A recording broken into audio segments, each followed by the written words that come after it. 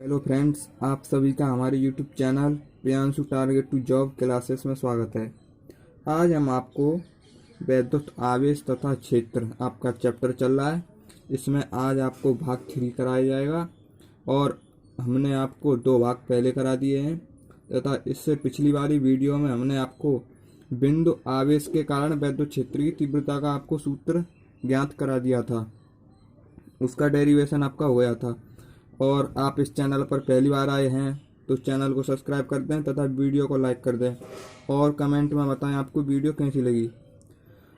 और वीडियो को लास्ट तक जरूर देखें जिससे कि आपका एक एक पॉइंट और एक एक टॉपिक क्लियर हो जाए। आप बस इतनी कृपा जरूर करें, वीडियो को लास्ट तक जरूर देखें। तो देखिए, हम इस वीडियो को शुरू करते हैं। इसमें आपकी पहली हेडिंग है एक समान रूप से आवेशित वलय के कारण वैद्युत क्षेत्र की तीव्रता। इसकी हमें वैद्युत क्षेत्र की तीव्रता ज्ञात करनी है आवेशित वलय के कारण। देखिए, ये आपके पास कोई वलय है, इसका केंद्र O है और इस वलय की त्रिज्या A है, यहाँ से यहाँ तक त्रिज्या A है और इसके ये छोटे छोटे भाग हैं और इसके केंद्र O से यहाँ पर हमने एक बिंदु P माना है x मीटर की दूरी पर। ये यहाँ से यहाँ तक x दूरी है, यहाँ से यहाँ तक यहाँ बिंदु P माना है। और देखिए, इसकी ये त्रिज्या R है और यहाँ पर इसकी त्रिज्या वलय की A है और यहाँ पर एक छोटा सा भाग A भी है जिसका आवेश डेल Q है तथा हमें इस बिंदु पर वैद्युत क्षेत्र की तीव्रता ज्ञात करनी है। और यहाँ पर ये कोण थीटा है और यहाँ पर भी ये कोण थीटा है। तो देखिए, पहले आप इसकी थ्योरी देखिए और आपको चित्र समझाएंगे हम। देखिए, माना कि आवेशित वलय, ये आपकी आवेशित कोई वलय है जिसका केंद्र O तथा त्रिज्या A है। देखिए, जिसका केंद्र O है, त्रिज्या A है,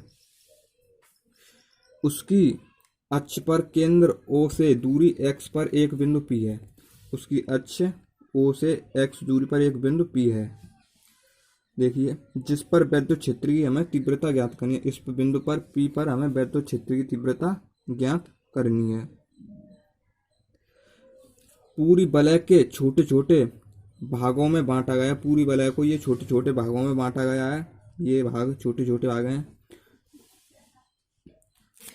जिसमें एक भाग A भी है, जिसमें एक भाग क्या है आपका A भी, ये एक भाग A भी है। और जिस पर आवेश डेल Q है, इस पर आवेश क्या है आपका डेल Q, छोटे से भाग का आवेश डेल Q है। आवेश डेल Q के कारण P बिंदु पर वैद्युत क्षेत्र की तीव्रता। देखिए, आवेश डेल Q के कारण P बिंदु पर वैद्युत क्षेत्र की तीव्रता ये होगी डेल E बराबर, हमें इस छोटे से भाग के लिए निकाल रहे हैं तो डेल E बराबर 1/4 pi epsilon naught del Q upon R square. वहाँ पर हम Q आवेश के कारण निकालते थे तो वहाँ Q आता था, यहाँ छोटे से भाग डेल Q के लिए निकाल रहे हैं तो यहाँ डेल Q आएगा। अब देखिए आगे, वैद्युत क्षेत्र की तीव्रता को OP के लंबवत तथा समांतर घटकों में विभाजित करने पर लंबवत घटक डेल E साइन थीटा बराबर होने पर एक दूसरे को निरस्त कर देंगे। यहाँ देखिए, चित्र में समझिए, ये आपके कोण थीटा है और ये भी थीटा है। इनको आगे बढ़ाया, यहाँ पर ये वैद्युत क्षेत्र की तीव्रता छोटे से भाग की और यहाँ पर भी ये कोण थीटा है तो आपका ये भी कोण थीटा होगा। अब देखिए, हम इसको क्षैतिज तथा ऊर्ध्वाधर घटकों में तोड़ेंगे तो क्या हुआ। देखिए, जिसके साथ कोण होता है वो उसके साथ कॉस आता है तथा जिसके साथ कोण नहीं होता उसके साथ साइन आता है। यहाँ पर देखिए, ये थीटा तो ये भी थीटा होगा, इसके साथ कोण है तो इसका क्षैतिज घटक हो जाएगा, उसके साथ कॉस आएगा। ये डेल E है वैद्युत क्षेत्र तो इसका हो जाएगा del E cos theta. Cos theta क्यों आया यहाँ पर, क्योंकि कोण है, ये कोण वाली रेखा है। यहाँ पर कोई कोण नहीं है तो ये इसका ऊर्ध्वाधर घटक हो जाएगा डेल E साइन थीटा। जिसके साथ कोण नहीं आता उसका होता है साइन थीटा। इसी प्रकार यहाँ देखिए, ये कोण थीटा है तो आपका ये भी कोण थीटा होगा। तो यहाँ देखिए, इसका वैद्युत क्षेत्र डेल E है, इसको तोड़ेंगे, इसके साथ कोण डेल ई बनना, तो ये डेल ई कॉस थीटा हो गया, और इसी प्रकार इसका डेल ई साइन थीटा, क्योंकि यहाँ कोई कोण नहीं है।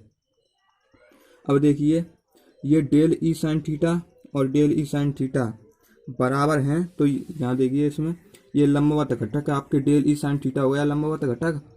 डेल ई साइन थीटा बराबर होने पर एक दूसरे को निरस्त कर देंगे, ये बराबर हैं तो ये एक दूसरे को निरस्त कर देंगे। अब देखिए आगे आपकी समझ में यहाँ तक आ गया होगा। आगे देखिए परिणामी वैद्युत क्षेत्र की तीव्रता, परिणामी वैद्युत क्षेत्र की तीव्रता हुई साइन वाला तो आपका वो 0 हो गया था, और यहाँ पर देखिए ई बराबर हो जाएगा del E cos theta, sine वाला आपका 0 हो गया तो, और ये बचा डेल ई कॉस थीटा। अब यहाँ से देखिए ई बराबर हो जाएगा आपका डेल ई की वैल्यू क्या है, यहाँ पर डेल ई की वैल्यू है 1/4 पाई, देखिए 1/4 pi epsilon naught del Q upon R square. ये आपकी डेल ई की वैल्यू है, हम यहाँ पर रखते हैं डेल ई की वैल्यू, यहाँ रख दी हमने डेल ई की value 1/4 pi epsilon naught Q upon R square. और देखिए यहाँ पर चूंकि डेल क्यू बराबर क्यू हो जाएगा, ये छोटे से टुकड़े का वलय के छोटे से टुकड़े का था आवेश, अब हम पूरी वलय के लिए निकालेंगे तो ये हो जाएगा आपका क्यू, और यहाँ देखिए इसकी जगह पर क्या हो जाएगा डेल क्यू की जगह पर हो जाएगा क्यू, और ये कॉस थीटा है ही।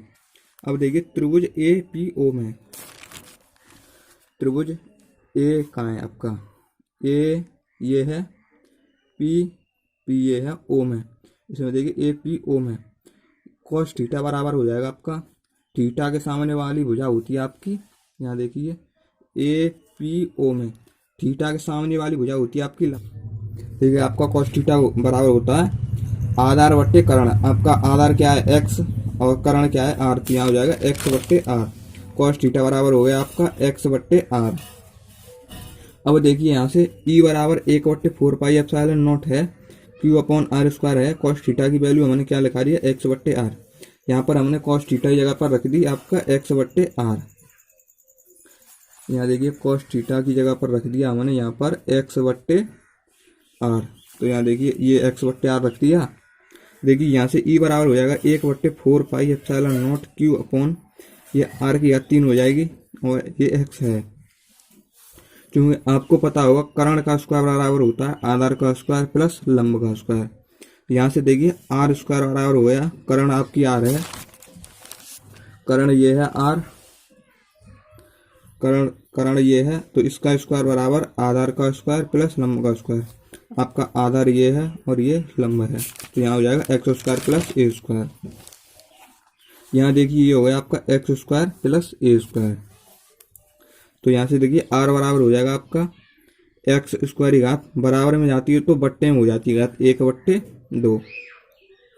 अब यहाँ से आगे देखिए इस आर की वैल्यू हम यहाँ पर रखते हैं, ई बराबर 1/4 pi epsilon naught Q upon R, Q X upon R की घात 3 है, और आर की वैल्यू क्या आपकी एक्स स्क्वायर प्लस ए स्क्वायर की घात 1/2, तो यहाँ हो जाएगी आर की घात 3 करेंगे तो एक्स स्क्वायर प्लस ए स्क्वायर की घात 3/2।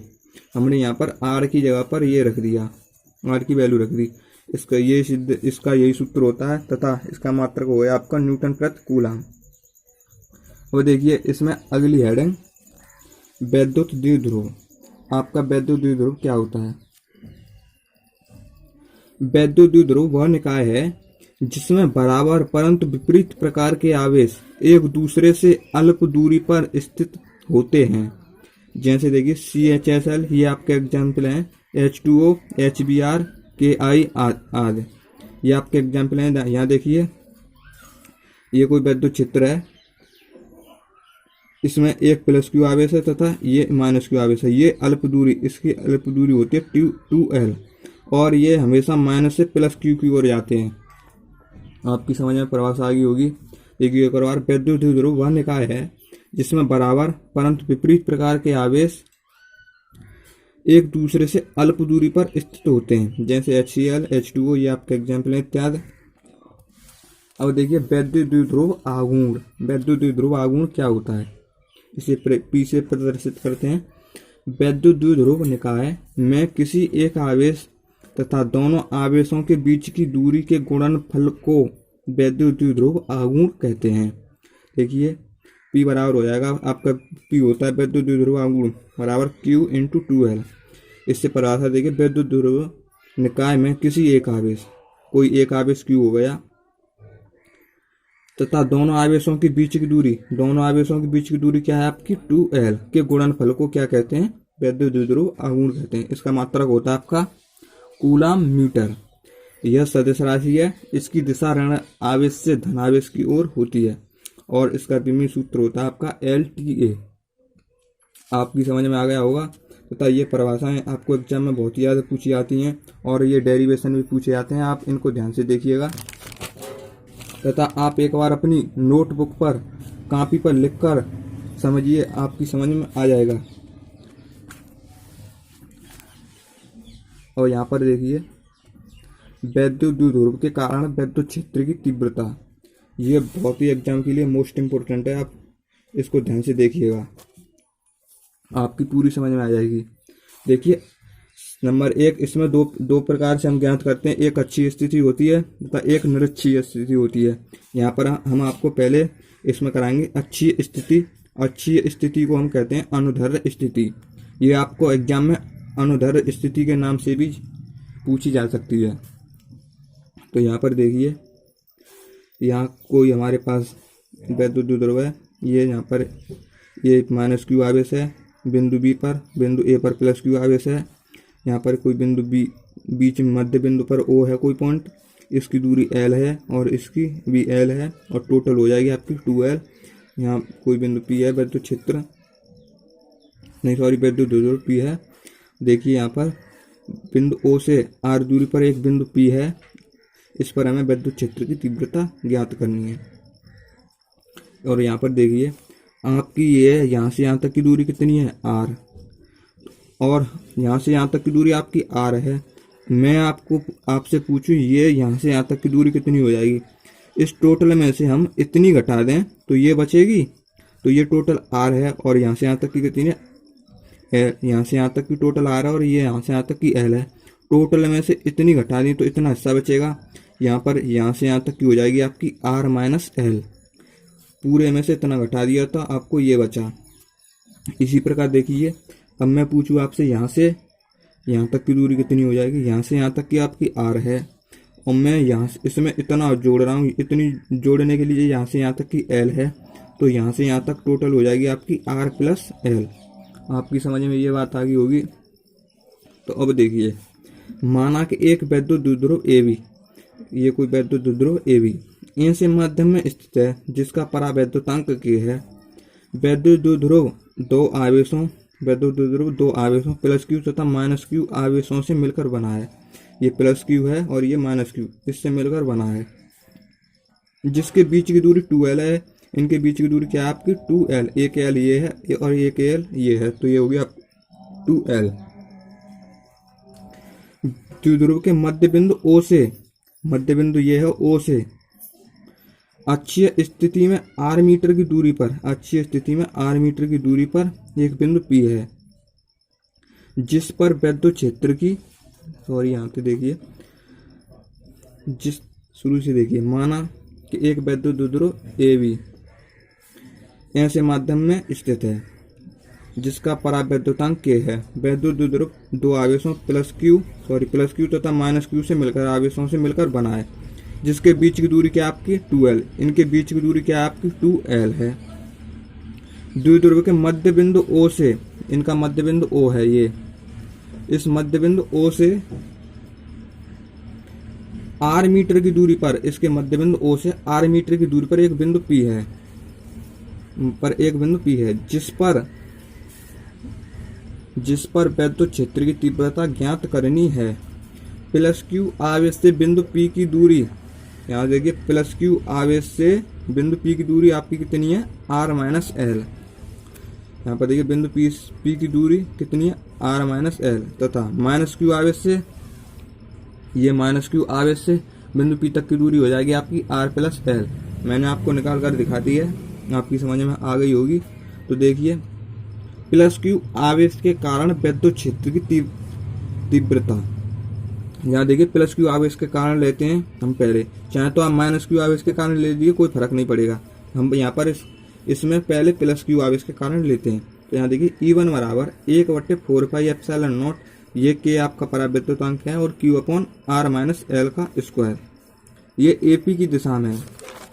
यहाँ देखिए ये AP की दिशा में है, हम प्लस क्यू के लिए निकाल रहे हैं तो ये AP की दिशा में है। ये कहाँ से आया, आपको सूत्र पता होगा। E बराबर होता है आपका 1/4πε0 Q अपॉन R स्क्वायर। यहाँ पर देखिए बिंदु O से, यहाँ पर देखिए बिंदु प्लस क्यू आवेश से निकाल रहे हैं, P बिंदु पर विद्युत क्षेत्र की तीव्रता, तो यहाँ पर दूरी इतनी लगेगी, तो ये दूरी इस वहाँ पर निकल जाने दीजिए इसे। देखिए यहाँ पर E बराबर 1/4πε0 Q अपॉन R स्क्वायर, वहाँ पर आपकी दूरी R थी तो यहाँ पर R स्क्वायर आया आपकी। यहाँ पर हम इसमें देखिए इसमें निकाल रहे हैं आप विद्युत क्षेत्र की तीव्रता प्लस क्यू से बिंदु P पर, प्लस क्यू से निकाल रहे हैं तो दूरी इतनी है R माइनस एल, इसीलिए यहाँ पर आपका R माइनस एल का होल स्क्वायर आया है। और ये किस दिशा में, AP की दिशा में, ये AP की दिशा में है। E1 देखिए E1 किधर है, AP की दिशा में। तो यहाँ से देखिए ये यहाँ तक हो गया। और देखिए इसी प्रकार माइनस क्यू आवेश के कारण विद्युत क्षेत्र की तीव्रता, आपका ये माइनस क्यू आवेश के कारण विद्युत क्षेत्र की तीव्रता, देखिए चित्र में आपका माइनस क्यू आवेश ये है। अब यहाँ से प्लस क्यू तक की लेंगे तो दूरी कितनी लगेगी, R प्लस एल, ये दूरी लगेगी आपकी R प्लस एल। तो यहाँ देखिए इसी फॉर्मूले में आपका हो जाएगा, यहाँ पर दूरी लग जाएगी R प्लस एल का होल स्क्वायर। देखिए E2 बराबर 1/4πε0 Q upon R plus L का स्क्वायर दूरी, और ये के पराविद्युतांक है। ये किस दिशा में, माइनस BP की दिशा में। ये देखिए किस दिशा में, E2 BP की दिशा में। BP ये इधर से इधर है, उल्टा लिया है तो माइनस चिन्ह आ गया, ये आपका BP की दिशा में।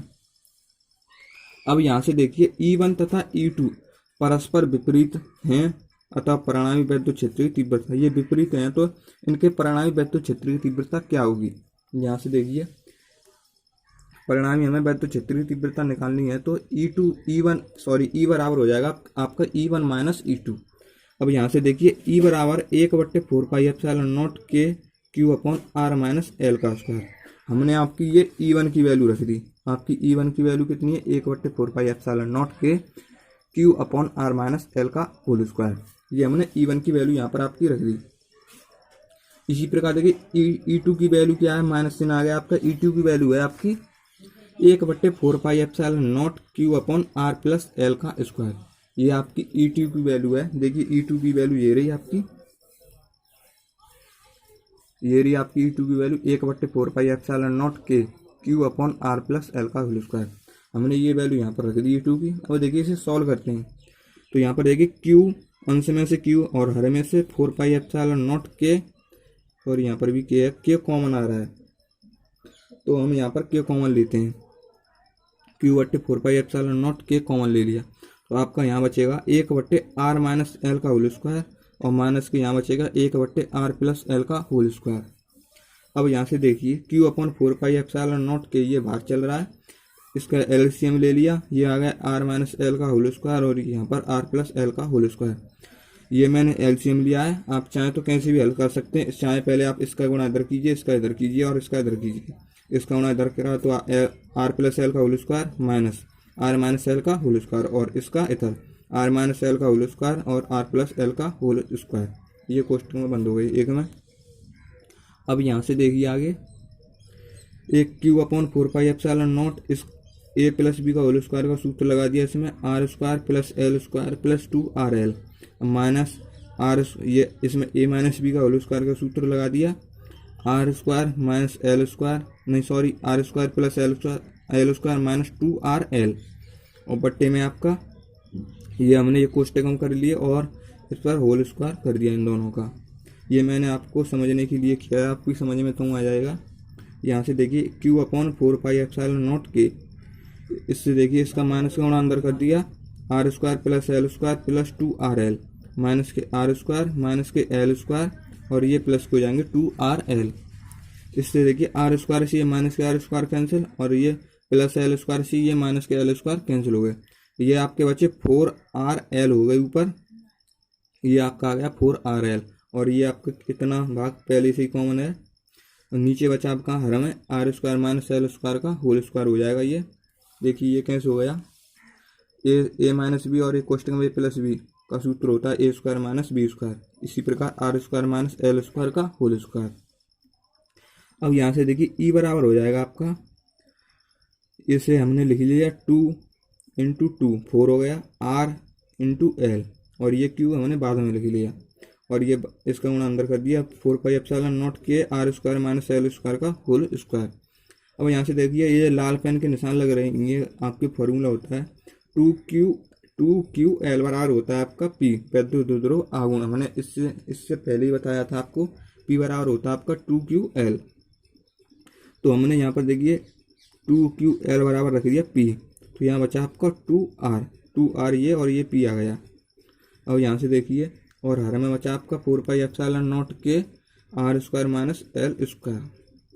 अब यहाँ पर देखिए एल का मान आर की अपेक्षा बहुत छोटा है, अतः एल स्क्वायर का मान आर स्क्वायर की अपेक्षा बहुत छोटा है, अतः हम एल स्क्वायर को नगण्य या शून्य मानते हैं।